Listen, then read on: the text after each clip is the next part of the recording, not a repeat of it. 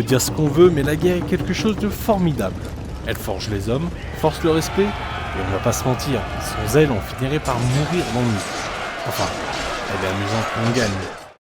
Le royaume franc fut pris par de nombreuses révoltes au cours de l'année 1080, réduisant le pays à 5 comtés. Paris, Reims, Toulouse, Angers et Marseille. Et ne parlons pas de Caen, qui appartient désormais aux Anglais grâce à notre cher roi Philippe. Oui, on peut dire que la France a vraiment chié dans la colle, même si je ne sais pas trop ce que ça veut dire. On manque d'or, de troupes militaires et nos infrastructures sont dépassées. La première mesure du roi était l'aménagement en masse de champs, étant donné que la principale source de revenus venait de l'agriculture. Rengorger les caisses de l'État était la priorité absolue. Avec l'argent, on engage des soldats, et avec une armée, on prend des villes. Je dois avouer avoir été surpris quand le roi s'est engagé dans la reconquête des territoires rebelles. Le voir se lancer dans une guerre alors qu'il est si pacifique, ça a été quelque chose. Après, ce ne sont que des paysans armés et enragés, c'est pas comme si c'était des vraies personnes. Je me rappelle du champ de bataille.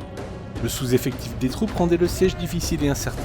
Sur un autre front, le seigneur Poitevin avait réfléchi pendant des jours à la meilleure stratégie pour attaquer. Pour ma part, elle était simple. Foncer sur les murailles avec des échelles et enfoncer les portes avec des béliers. Rien de plus, rien de moins. On m'a reproché de ne pas être un vrai stratège, mais l'important c'est le résultat. C'est comme ça que l'on a reconquis les comtés de Bordeaux et de Dijon. Ces derniers étant des châteaux et non des cités, ils représentaient un atout stratégique militaire de taille.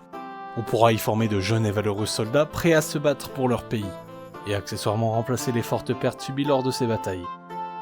Tout le monde se rendait utile comme il pouvait, même Éléanore, la fille du roi Philippe. Elle partait en terre inconnue négocier des traités et des échanges commerciaux. Puis un jour, elle a trouvé un mari. Enfin, on lui a trouvé. À 16 ans, il était peut-être temps qu'elle rentre enfin dans la vie de femme. Les années suivantes sont peu intéressantes. Les châteaux formaient des soldats, les cités se développaient économiquement. Bref, l'ennui de la paix. Et puis un jour, se présentant comme un messie, le Saint-Empire romain vint bousculer les choses. Les soldats ennemis nous assiègent. Nous allons les refouler. Quand on leur a demandé pourquoi nous déclarer la guerre alors que nous ne connaissions même pas leur existence, ils répondirent qu'eux-mêmes ne savaient pas trop. À croire que leur bière bavaroise leur était montée à la tête ce jour-là. Quoi qu'il en soit, il fallait organiser la défense de Reims. Les troupes du château d'Angers mirent quelques jours à arriver. Elles et celles du seigneur Poitevin n'eurent pas du mal à repousser l'armée du Saint-Empire. S'ensuivit de longues années d'attente où soldats français et germains gardèrent position sans qu'aucun affrontement n'éclate. À croire que la guerre n'existait pas. Et comme si une guerre ne suffisait pas, le Portugal s'est mis à suivre son allié germain. Le jeu des alliances est un jeu dangereux, surtout lorsqu'on est un pion. Le Saint-Empire romain, le Portugal, l'Angleterre et Milan étaient tous alliés. Dans l'état actuel des choses, seul le Saint-Empire et le Portugal étaient en guerre contre la France. Mais le reste de leur groupe pourrait intervenir, ce qui inquiétait le roi Philippe. En revanche, ce qui ne l'inquiétait pas, c'était la logique défaillante de ses ennemis.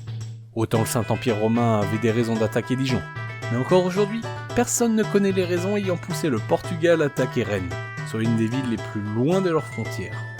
En plus d'être éloignés de leur renfort, leur armée était passée directement en plein territoire français, plutôt que de contourner par la mer. Prédire leur attaque était aussi facile que marier de force sa fille. Ceci permit à la France de se préparer et d'attendre tranquillement l'assaut ennemi, qui fut repoussé en un rien de temps. Aujourd'hui est un grand jour. D'abord car le roi Philippe, mon père, vient de mourir. Mais surtout car lorsqu'un roi part, un autre arrive. Et c'est évidemment moi l'aîné de ma famille.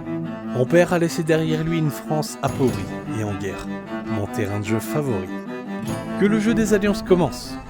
Et surtout, vive le roi Louis.